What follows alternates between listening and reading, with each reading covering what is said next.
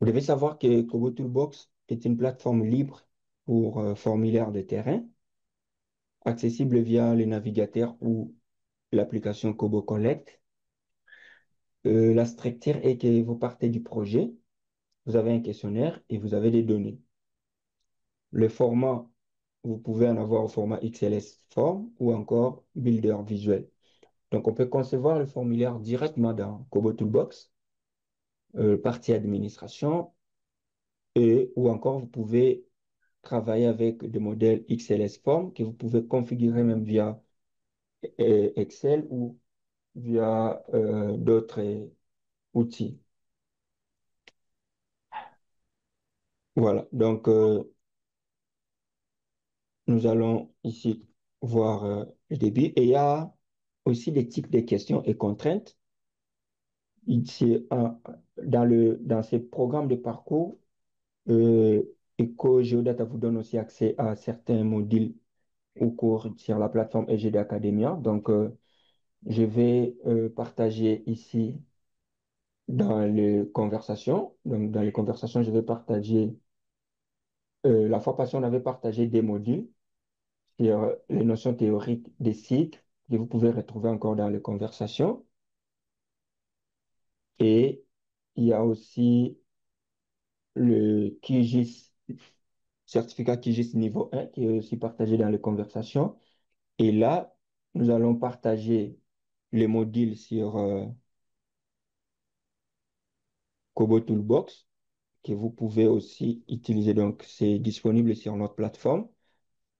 C'est payant, mais pour tous ceux qui ont payé le parcours, cela vous sera offert. Donc, vous allez juste faire la recherche de Kobo sur la plateforme EGD Academia ou encore vous cliquez sur le lien que nous allons partager tout de suite là dans les conversations. Donc, vous pourrez le faire même après parce que ça restera disponible dans la conversation.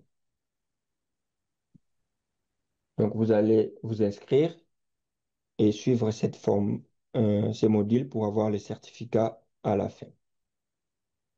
Voilà. Et vous retrouverez aussi des ressources, par exemple les modèles de formulaires, les fiches qui représentent un peu le type de questions et tant d'autres. Parmi les types de questions et contraintes, dans Kobo Toolbox, vous avez des questions de type texte. Vous avez des questions de type texte. Ça peut être, par exemple, le nom de l'enquêteur, le nom du responsable, le nom d'une entité. Vous avez des questions de type entier. Ça veut dire des nombres entiers. Ça peut être, par exemple, vous demandez l'âge, vous demandez vous avez combien d'enfants, ainsi de suite, le nombre de ménages. Cela peut constituer des questions de type entier. Vous avez des questions de type décimal. Ça peut être, par exemple, la superficie dans une région et tant d'autres. Vous avez des questions de type date, par exemple, date de l'enquête, date de la construction d'un bâtiment, date d'installation euh, d'un ouvrage et tant d'autres. Il y a aussi des questions choix unique et choix multiples. Le choix unique, ça veut dire on pose une question et qu'on présente plusieurs options. C'est à vous maintenant de choisir. Parmi ces options-là, vous avez la possibilité de choisir qu'une seule option. Supposons on demande le genre, ça veut dire homme-femme ou masculin, féminin. Vous devez choisir entre les deux. Les types d'établissements publics ou privés. Donc, vous n'avez qu'à choisir l'un des, des deux types. Maintenant, sélection multiple, par exemple, on vous demande quels sont les fruits que vous préférez. On met la mangue, l'orange, goyave euh, et tant d'autres. Maintenant, vous avez la possibilité de choisir plusieurs. Et on a aussi les types de questions médias. Ça peut être une image, la photo, vidéo, ça peut être un audio.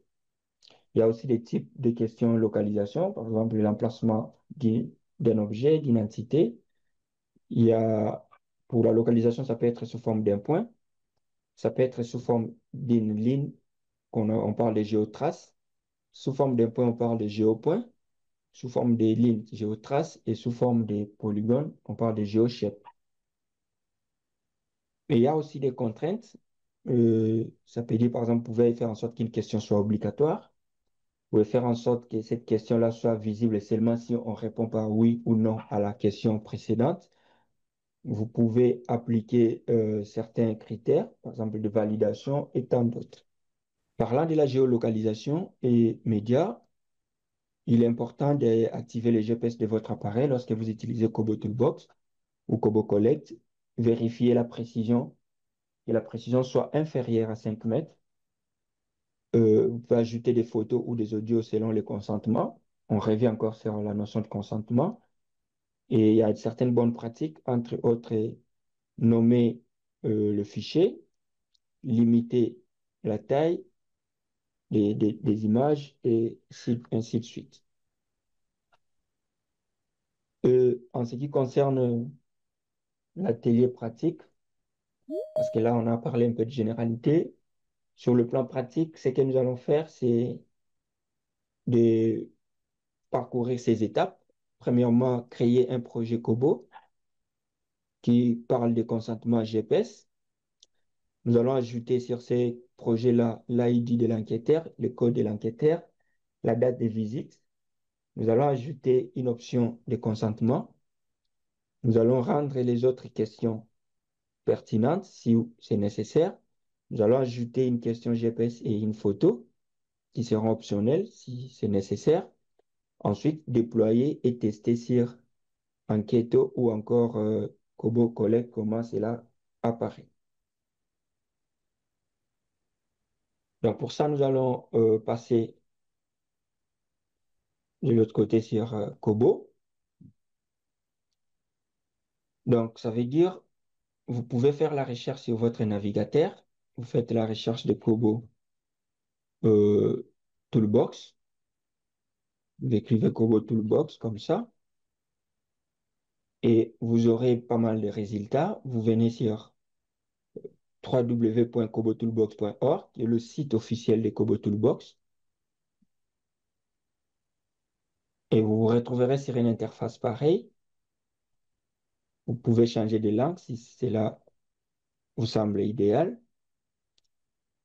Vous pouvez cliquer sur Lancer, donc Get Start. Et pour commencer sur Kobo, si vous n'avez pas de compte, vous procéderez d'abord par la création de votre compte. Dans le lien de la vidéo partagée comme ressource, vous avez tous ces détails-là qui expliquent comment créer un compte. Si vous avez déjà un compte, vous allez procéder à la connexion. Et nous avons le serveur global de Kobo Toolbox Global. Et nous avons aussi un serveur spécifique pour l'espace Union européenne. Donc, si vous voulez utiliser le serveur global, ça dépend de vous. Si vous voulez aussi de l'espace Union européenne, ça dépend aussi de vous. Vous pouvez voir quelle est la différence entre les deux. Ça veut dire pour l'espace Union européenne, ça va prendre en compte tout ce qui est euh, loi ou règlement en termes de protection des données de l'espace européen. Donc, voilà un peu. Et si vous partez de ce qui est global, vous pouvez cliquer sur Créer un compte. Et là, vous allez remplir le formulaire en fournissant des informations nécessaires et proposer un bon mot de passe, donc un mot de passe fort pour la sécurité. Vous allez remplir ce formulaire et cliquer sur Créer. Si vous disposez déjà d'un compte, comme moi, vous allez venir sur Se connecter ou Sign In. Dès que vous cliquez là, vous aurez cette interface. Et là, vous allez renseigner votre nom d'utilisateur et votre mot de passe. Ensuite, cliquez sur Identifiant. Et du coup, vous retrouverez sur une interface, mais qui ne sera pas pareille parce que il se peut que pour vous, c'est la première fois et que vous n'avez pas encore de projet. Et considéré comme projet ici, c'est un questionnaire, un formulaire que vous avez débuté. Donc voilà. Sur cette interface, comme vous pouvez le voir, ici, nous avons le logo de Kobo. Et là, nous avons nos différents projets. Ici, nous avons les projets qui sont déjà déployés. Ça veut dire qu'ils sont disponibles et que les gens peuvent retrouver sur leur smartphone pour répondre à ces enquêtes. Ici, nous aurons tout ce qui est brillant. Ça veut dire un projet commencé mais qui n'est pas finalisé. Et après, nous avons aussi des projets archivés. On peut faire la recherche d'un projet vite fait. On peut aussi utiliser les filtres. On peut passer à déterminer les champs. On peut supprimer les projets sélectionnés. Par exemple, si je sélectionne ces projets, je peux aller le supprimer. Je peux aussi le partager à d'autres utilisateurs. Et pour accéder sur mon compte, je peux venir là. J'ai la possibilité de voir le paramètre de mon compte. Je peux changer de langue, ainsi de suite. Et pour créer un nouveau projet, comme on l'a dit, un projet sur le consentement GPS, c'est question de cliquer sur Nouveau. Et là, vous avez quatre options. Donc, pour lancer un projet débuter un projet dans Kobo, vous pouvez construire un formulaire vous-même à partir des builders. Vous pouvez importer un modèle ou bien un fichier XLS form. Comme je vous ai dit, ça peut être provenir d'un autre outil ou soit d'Excel. Vous pouvez utiliser un modèle. Par exemple, si je clique là, ça va présenter s'il y a des modèles où je peux utiliser. Si je clique ici, ça va me demander d'aller télécharger le fichier XLM form à importer ici. Si je clique là, ça veut dire j'ai un lien qui mène vers un XLS form que je peux importer. Et ici, ça veut dire je construis le formulaire moi-même. Et pour ce premier exercice, nous allons cliquer là et construire le formulaire nous-mêmes. On avait parlé de consentement GPS, notre premier exercice. Donc, le nom du projet, j'ai écrit exercice 1, consentement GPS. Et ici, je peux écrire la description. Euh, Par exemple, exercice 1 du module D, parcours technicien cartographe. Et je dois sélectionner le secteur, c'est dans quel secteur j'évolue. Si je me dis, par exemple, c'est service éducatif, enseignement supérieur, et le pays où vous vous situez, vous allez renseigner le nom de ces pays-là. Vous pouvez prendre, par exemple, le projet, l'enquête peut concerner des pays, ça peut être régional. Vous pouvez aussi prendre d'autres pays. Donc voilà, ça peut être possible. Ça va, par exemple, ça va concerner Kinshasa et Brazzaville. Une fois fini, vous cliquez sur Créer le projet et là, votre projet est lancé. Et directement, ça vous amène sur cette interface où vous pouvez construire votre formulaire. Le principe de base reste pareil comme tout ce qu'on a vu. C'est juste que le positionnement des fonctionnalités ou des boutons ou d'outils c'est différent. Par exemple, là, euh, ici, je peux voir la percée du formulaire. Là, je peux étendre ou réduire les questions s'il y en a plusieurs. Ici, je peux regrouper les questions ou désactiver. Je peux insérer des sélections en cascade. Là, j'ai la possibilité de changer le titre de mon projet. Ici, je peux ajouter à partir de la bibliothèque. Ça veut dire j'ai un projet, mais je peux récupérer certaines questions à partir de la bibliothèque. Ici, j'ai le paramètre de mise en page. Donc, mise en page et paramètres. Je peux déterminer le style du formulaire. Est-ce que ça sera des thèmes de grilles? Est-ce que ça sera multipage? Est-ce que toutes les questions seront sur une seule page? C'est faisable là-bas. Et après les métadonnées, ça veut dire que ce sont des informations complémentaires. Je peux décider de prendre l'heure de début et l'heure de fin, les noms d'utilisateurs, les numéros de contact de la personne qui répond et tant d'autres. Et ça donne aussi la possibilité de faire l'enregistrement d'audio d'arrière-plan. Ça veut dire, lorsque vous lancez ces formulaires et vous commencez à collecter les données, tout ce qui est échange, discussion, parole ou bruit seront enregistrées. Mais le problème est juste que souvent, comme ce sont des médias, ça peut peser et ça peut un peu affecter le formulaire. Pour créer maintenant des questions, ça veut dire on utilise le bouton plus qui est là. Dès que vous cliquez, vous pouvez donner un nom. Par exemple, là, on avait parlé de ID de l'enquêteur. ID enquêteur, on met les titres. Après, on choisit le type de question. Ça veut dire, par rapport à cette question, quel est le type d'information ou données à collecter? Et ici, qu'est-ce que je prends? Par exemple, je prends texte. Soit encore, je peux prendre une liste et puis prévoir déjà moi-même les ID en question. À part le ID, nous avions parlé des dates de la visite. Donc, pour ça, je viens là, j'ajoute la question date. Je viens sur ajouter une question et je prends ici date. Et si je veux que cette question soit obligatoire, par exemple ID, je vais venir ici à côté d'un paramètre et voilà ce qui se présente. Je viens ici, je peux cliquer sur réponse obligatoire, oui. Il y a aussi d'autres choses à faire là, les conditions et validations, on peut avoir après.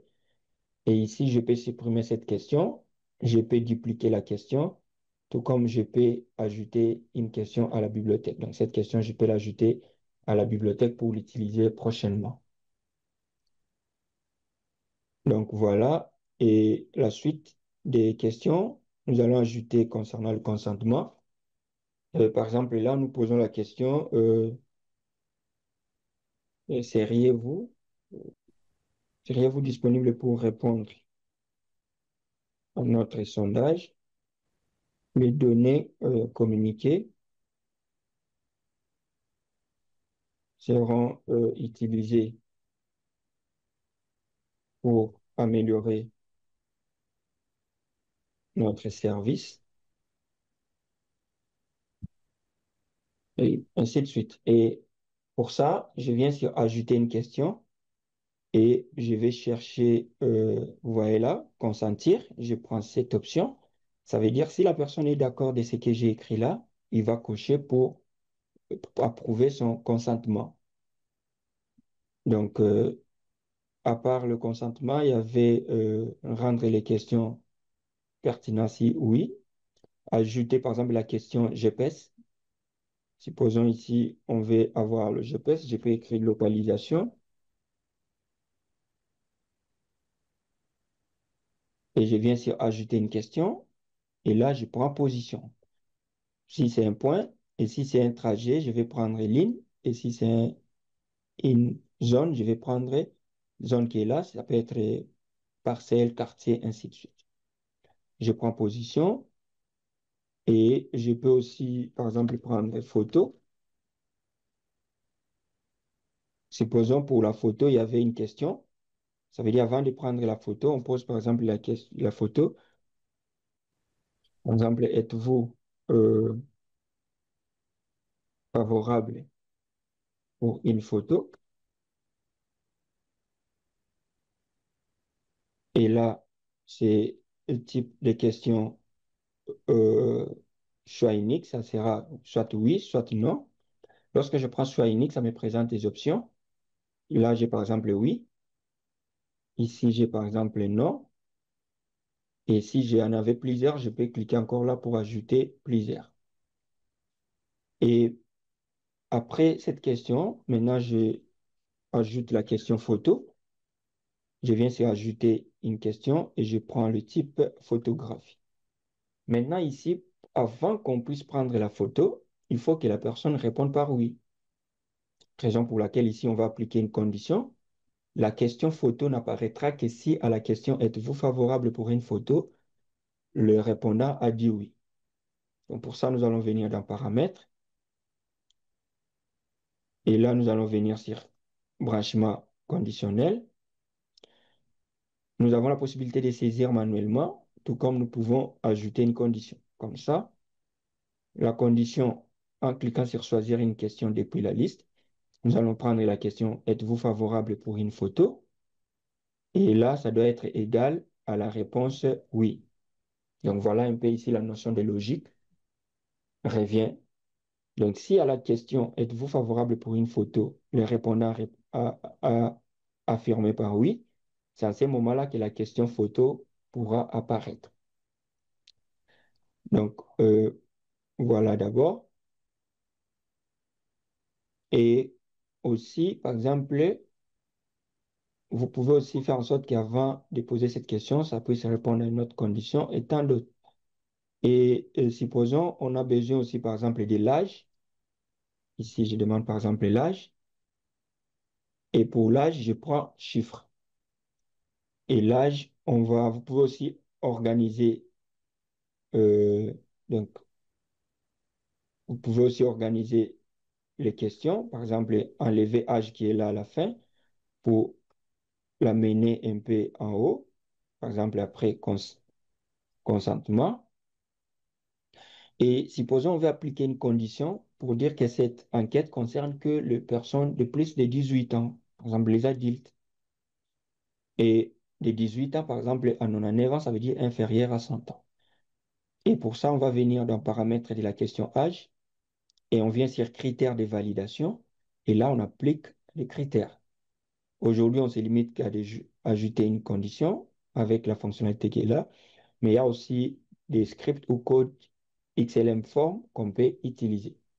Et vous pouvez aussi découvrir via les liens partagés comme ressources supplémentaires de cette formation. Nous allons cliquer sur ajouter une condition. Et ici, comme condition, on va dire que cette question, de la réponse de cette question ne peut pas être, euh, par exemple, supérieure à 100. Vous pouvez prendre les supérieurs ou encore vous dites, euh, là c'était plus que grand, vous pouvez prendre aussi plus que grand ou égal. Ça ne peut pas être plus de grand ou égal, ça veut dire que ça doit se limiter à 99 ans. Et vous pouvez ajouter encore une autre condition. Ça ne peut pas être inférieur à 18 ans. Voilà. Donc, et après, vous avez la possibilité de dire est-ce que ça concerne euh, tout ou bien est-ce que ça prend en compte que l'une des rubriques. Et vous pouvez aussi ajouter le message d'erreur. Comme message d'erreur, par exemple là, âge requis de 18 à 100. Ou encore, oui, comme on avait dit, supérieur ou égal à 100. Et après avoir fini, la différence maintenant avec Kobo, tout ce que vous faites n'est pas enregistré automatiquement. Donc, vous devez chaque fois, après avoir fini, cliquer sur sauvegarder pour pour que ça prenne encore en compte, allais-je dire, les modifications apportées. Et pour voir que ce n'est pas encore sauvegardé, à côté des boutons sauvegarder, vous verrez l'astérique, ce qui veut dire qu'il y a eu des modifications qui ne sont pas encore enregistrées. Et dès que vous cliquez sur sauvegarder, vous voyez mise à jour ici et l'astérique disparaît. Vous pouvez maintenant cliquer sur aperçu du formulaire pour voir ce que vous venez de faire, comment ça paraît. Vous pouvez aussi répondre, par exemple la ID, je me dis c'est CM01, la date, supposons la date d'aujourd'hui. Et là, vous voyez la question du consentement. Seriez-vous disponible pour répondre à notre sondage, ainsi de suite. Si il est d'accord, il va cocher sur OK. Pour l'âge, supposons j'écris 16. Dès que je vais quitter, j'aurai le message derrière, on me dit âge requis 18 ans. Et si je renseigne aussi sans aider, dès que je quitte, j'aurai toujours le message derrière. Mais si j'écris 18 ans, j'ai aussi le message derrière parce qu'on n'avait pas dit égal, on avait dit supérieur à 18 ans. Si j'écris 19 ans, je me rends compte que le message derrière continue. On doit revoir notre script sur l'âge. On n'avait pas bien configuré, c'est pourquoi c'est nécessaire de aussi toujours tester votre formulaire avant de le déployer. Parce qu'une telle erreur, si on les rencontre sur terrain, l'équipe déjà déployée, ça va poser problème. Donc ici, ça devait être inférieur ou égal à 100. Et ici, ça doit être supérieur, plus grand que 18. Donc voilà ce qu'on avait besoin. Et on peut encore cliquer là pour tester notre formulaire. Donc c'est 01. On prend la date, le consentement et l'âge. Si j'écris 16 ans, j'aurai le message d'erreur. Mais si j'écris 19 ans, c'est accepté. Si j'écris 98 ans, c'est accepté. Si j'écris 103, c'est message d'erreur. Donc voilà comment tester la validation. Nous avons les coordonnées. Vous pouvez renseigner les coordonnées si vous en avez. Vous pouvez utiliser la localisation directement sur la carte pour pointer à un endroit et les coordonnées seront prises en compte. Tout comme vous pouvez aussi utiliser votre emplacement, surtout pour ceux qui sont sur terrain avec des smartphones et tablettes. L'idéal est que chacun utilise son emplacement parce qu'il doit être sur terrain. Et là, vous voyez la question, êtes-vous favorable, à laquelle on avait lié une condition avant d'afficher la photo. Si je clique sur non, vous voyez que rien ne se passe. Je peux valider. Mais dès que je clique sur oui, je suis favorable pour la photo, la question photo apparaît et là, je peux choisir quelle est la photo à prendre sur ordinateur et sur téléphone. Je peux décider d'utiliser ma caméra pour prendre la photo. Et après avoir fait tout ça, on a vu que le formulaire marche bien. Au niveau de paramètres, j'avais dit on peut changer aussi de style. Parce que si je viens sur Aperçu, vous voyez que ça présente une seule page de mon formulaire. Mais je peux venir aussi là, je change pour avoir cela en multipage. Ça veut dire chaque question va constituer en fait une page. Si je sauvegarde les modifications, je viens sur Aperçu du formulaire. Vous remarquez que là, si je réponds à cette question, je dois faire suivant pour voir la question suivante. Donc, chaque question constitue une page. Ce sont des choses que vous pouvez voir. On va revenir sur page simple par défaut. Ça prendra juste l'air de début et l'air de fin. On va sauvegarder. On va revenir sur retourner à la liste. Et à partir d'ici, identification des écoles de Kinshasa, par exemple, ou encore, on peut voir notre projet. Ce n'est pas encore déployé, c'est dans Brion. Voilà, nous sommes au niveau de Brion. On retrouve notre projet, exercice 1, consentement GPS. Et ici, dès qu'on clique là, on a ici le sommaire. Il n'y a pas encore de réponse. On a le formulaire, ça veut dire on peut encore aller modifier. On peut voir l'aperçu. On peut remplacer ces formulaires avec une nouvelle version. Et au niveau de 3 points, on peut télécharger ces formulaires sous format XLS ou encore un format XLM, XML plutôt. On peut partager ces projets avec un autre utilisateur. On peut cloner ces projets, ça veut dire dupliquer.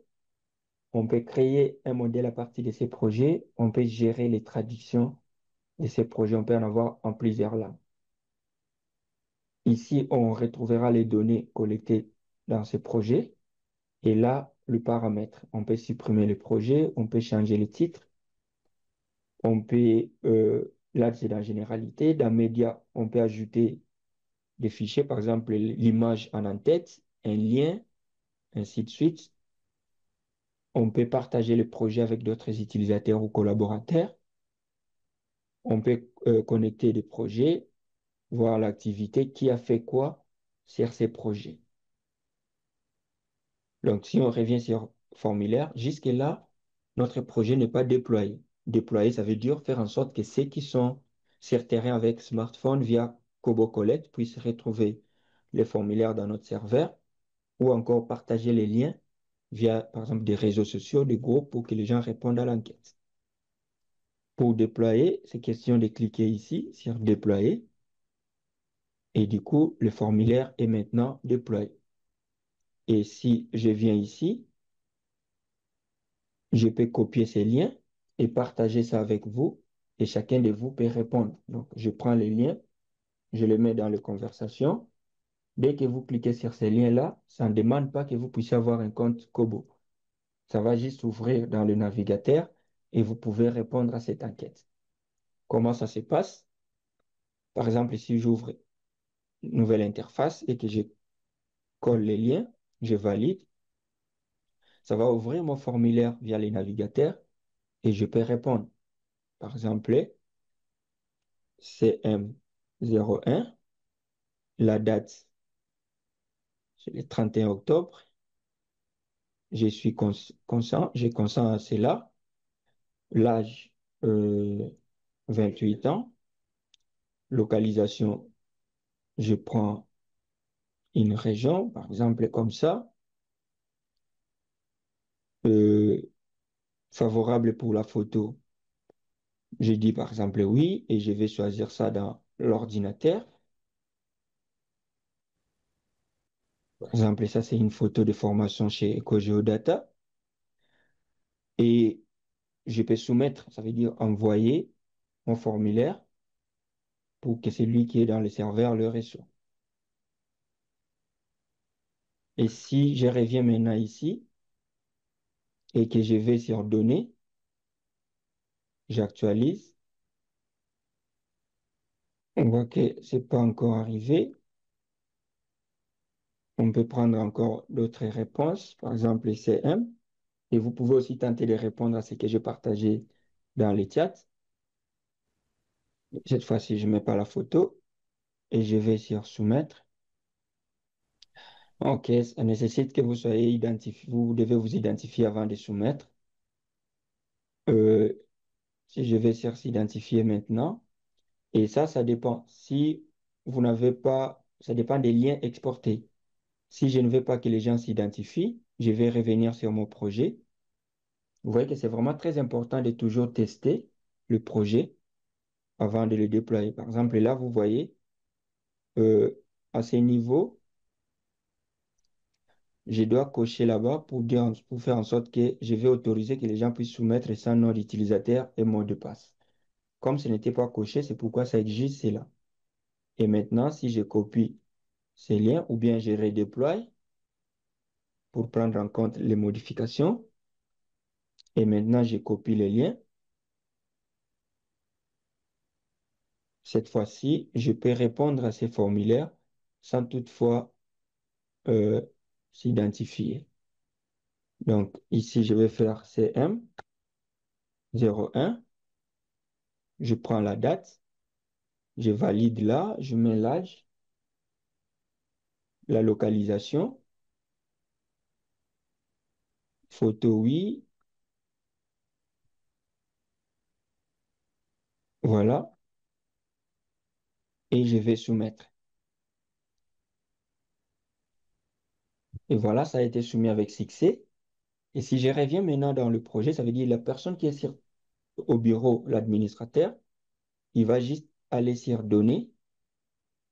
Et du coup, vous voyez que les données sont là. Je suis sûr que c'est tout ce qu'on a répondu.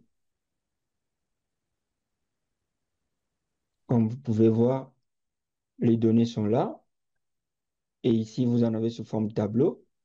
Mais si vous cliquez là, vous pouvez voir en fait les détails de tout ce qui a été répondu. Donc, c'est comme ça que l'administrateur reçoit les informations.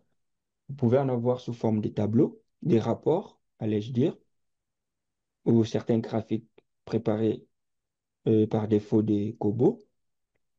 S'il y avait des images dans votre questionnaire, vous pouvez les retrouver ici.